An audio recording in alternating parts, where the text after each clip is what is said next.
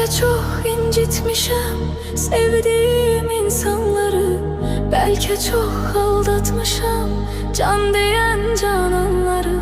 Sonda görmezden gelip ettiğim noksanları, var ümidim affedersen sen beni.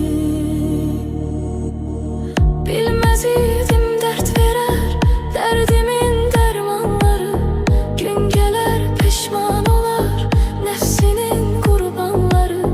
Dünya taxtinden salar şahları sultanları, etibarsiz dünyaya etibar etmek günahtır.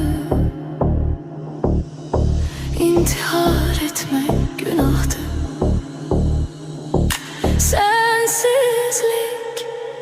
Sensizlik çok çetin dünyada, gəm yazılmış qismətim, qalmayıbdı taqətim.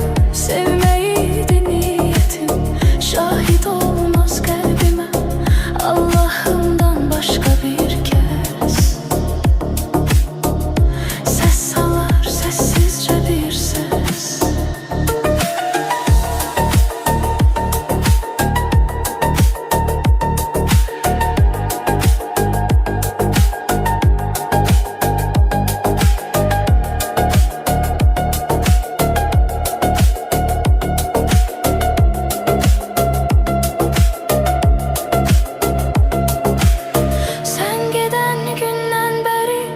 Vəsfedir sözlər səni, ruhum ardıncan gələr, kölgə tək izlər səni.